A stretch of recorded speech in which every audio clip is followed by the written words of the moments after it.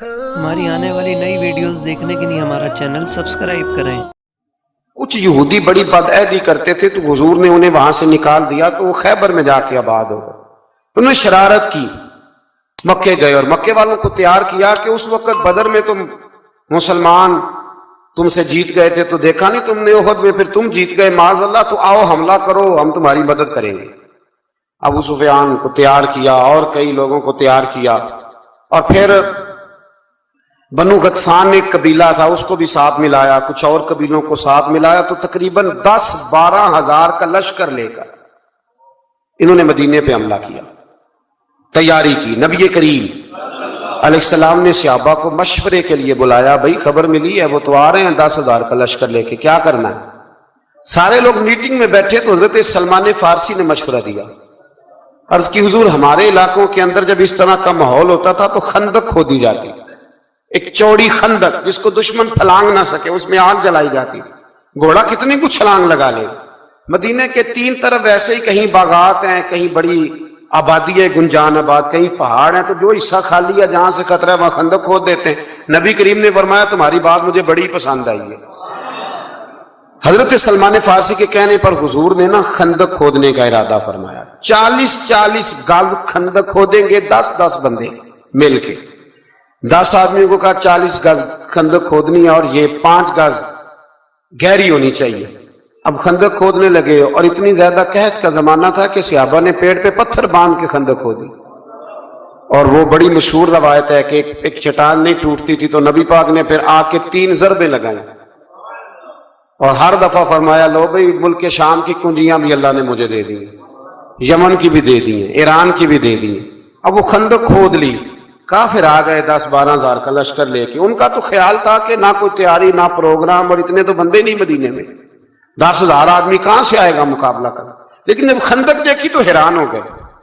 اب خندق کے اس پار انہوں نے خیمے لگا لیے، اس پار مسلمان تھے۔ ایک جگہ سے تھوڑی سی خندق جو تھی وہ کم چوڑی تھی، تو وہاں سے عمر بن عبد ود بہت بڑا پہلوان تھا، بہت بڑا، یہ جنگ بدر میں زخمی ہوا تھا تو بھاگ گیا تھا۔ اس نے قسم اٹھائی تھی کہ اتنی دیر تک سر میں تیل نہیں لگاؤں گا، اتنی دیر معاذ اللہ مسلمانوں سے بدلہ نہیں لے لوں گا۔ تو یہ آیا اس دن، جب میدان کے اندر آیا نا، چھلانگ لگائی گھوڑے کو اس نے کسی طریقے سے، تو گھوڑا اس کا ایک جگہ سے کم چوڑی تھی وہاں سے کراس کر گیا، اٹھا، اور اس کے بارے میں مشہور تھا کہ 1000 آدمی کا مقابلہ کرتا ہے۔ گھوڑے کی چھلانگ لگائی، گرا، گھوڑا بھی گرا، یہ بھی گرا، پھر اٹھا تو اٹھ کے کہنے لگا ہے کوئی میرے مقابلے میں تو سامنے آئے۔ اس نے پہلا اعلان کیا تو مولا علی شیر خدا اٹھ کے کھڑے ہو گئے، فرمایا میں کرتا ہوں۔ حضور نے فرمایا علی ٹھہر جائیے، عمر بن عبد ود ہے، 1000 کے مقابلے میں لڑتا ہے۔ عرض کی حضور میں بھی تو اسد اللہ ہوں نا، لڑتا ہے تو پھر کیا ہوا، دیواریں ہلتی رہتی ہیں اور در کانپ جاتا ہے، علی کا نام سن کے اب بھی خیبر کانپ جاتا ہے، مجھے جانے دیں۔ جب تیسری دفعہ وہ پکارا تو حضرت علی کہنے لگے حضور بس کریں، اب تو حد ہو گئی، میں ضرور جاؤں گا۔ حضور نے اپنے دست مبارک سے ذوالفقار حیدری عطا فرمایا۔ حضرت مولا علی شیر خدا یوں نکلے وہاں سے کہ جیسے شیر کچھار سے نکلتا ہے، اور جب آئے نا سامنے تو کہنے لگا تیرا کیا نام ہے؟ آپ فرمانے لگے علی ابن ابی طالب ابن عبد المطلب، یہ میرا نام ہے۔ کہنے لگا میں نہیں تجھ سے لڑتا، تیرا باپ میرے باپ کا دوست تھا۔ حضرت علی فرمانے لگے بہانے نہ کر، علی کا نام سن کے بہانے کرتا ہے، تیرا باپ میرے باپ کا دوست تھا، اس کا کیا مطلب ہے؟ فرمایا میرا دوست بھائی وہی ہے جو محمد عربی کا دوست ہے، میدان میں آ مقابلہ کر۔ اس کو بات سن کے اتنا غصہ آیا، کہنے لگا پھر تم لڑو گے؟ حضرت علی فرمانے لگے سنا ہے تو 2 باتوں میں سے ایک قبول کر لیا کرتا ہے، کیونکہ میں نے بھی پہلوانوں کی ساری باتیں سنی ہیں۔ تو کہنے لگا وہ کیا؟ حضرت علی فرمانے لگے سنا ہے تو 2 میں سے ایک قبول کر لیتا ہے۔ فرمایا ہاں۔ کہنے لگے پھر 2 ہی باتیں ہیں، یا اسلام قبول کر لے یا میدان میں آ جا، ایک رکھ لے۔ کہنے لگا وہ تو نہیں میں قبول کرتا۔ حضرت علی فرمانے لگے پھر ڈر نہ، سامنے آ۔ اس نے بڑی زور سے حملہ کیا حضرت علی پہ، بڑی زور سے۔ حضرت علی رضی اللہ تعالیٰ عنہ کے سر اقدس پر زخم بھی آیا، میں پوری بات عرض کروں گا، اور ساری زندگی اس کا نشان مبارک سر پہ رہا، ساری زندگی۔ تو جب اس نے حملہ کر لیا تو پھر حضرت علی نے بغیر بتائے حملہ نہیں کیا، فرمانے لگے بھئی تیری باری ختم ہو گئی یا میری باری ہے، اور ذرا سنبھل کے رہنا، علی آنے لگا ہے۔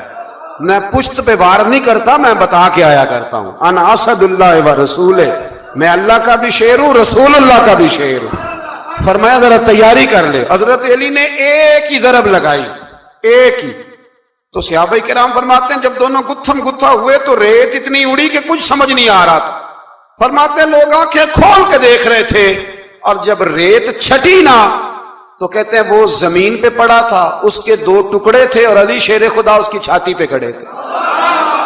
میرے رسول کریم نے فرمایا اس وقت، فرمایا خندق کے دن علی کی ایک ضرب ساری کائنات کی نفلی عبادتوں سے بہتر ہے، ساری دنیا کی نفلی عبادتوں سے مولا علی کی وہ ضرب بہتر ہے۔ ایک مہینے تک کافروں نے وہاں خیمے لگائے رکھے۔ ایک دفعہ حضرت علی نے ایک بندہ کاٹا، پھر دوبارہ جرات کوئی نہیں کی کسی نے آگے آنے کی، نہ کسی نے بتایا کہ وہاں سے ہے رستہ نکل جاؤ، کوئی آیا نہیں۔ پھر اللہ نے فضل فرمایا، جس کا یہاں اللہ نے آیت نمبر 8 سے آگے ذکر فرمایا، یہاں پھر اللہ نے فضل فرمایا۔ ان کے خیمے لگے تھے، ٹھنڈ بڑی تھی تو رب کریم نے ہوا بھیجی، ٹھنڈی ہوائیں چلی، آندھی آئیں، خیمے اکھڑ گئے، جانور ان کے رسے توڑا کے بھاگ گئے۔ ابو سفیان کہنے لگا بھئی بات یہ ہے کہ مہینہ ہو گیا میں یہاں، نہ وہ ہمارے قابو آئے، نہ کوئی بات مسئلے کا حل ہوا، اب یہ جو طوفان ہے نا اس میں تو نہیں رہ سکتا، تم نے رہنا تو رہو۔ اس نے سب سے پہلے وہ بیٹھا اونٹ پر، اور روایت میں کتنی تیزی سے بیٹھا کہ اس کے اونٹ کا پاؤں بتا تھا، اسے یہ بھی یاد نہ رہا، اونٹ کو اٹھاتا ہے تو اٹھتا نہیں۔ تو کسی نے کہا سردار تجھے تو بھاگنے کی اتنی جلدی ہے، وہ تم نے اونٹ کا پیر بھی نہیں کھولا، رسی تلوار سے کاٹی، جب وہ بھاگا تو سارے پیچھے بھاگ گئے۔ میرے حبیب فرمانے لگے دیکھو رب کریم نے ہمیں بغیر جنگ کے ہی فتح عطا فرما دی۔ اس ساری جنگ کے احوال اس پارے کے اندر رب کریم نے بیان فرمایا۔ اس کو جنگ احزاب بھی کہتے ہیں اور جنگ خندق بھی کہتے ہیں۔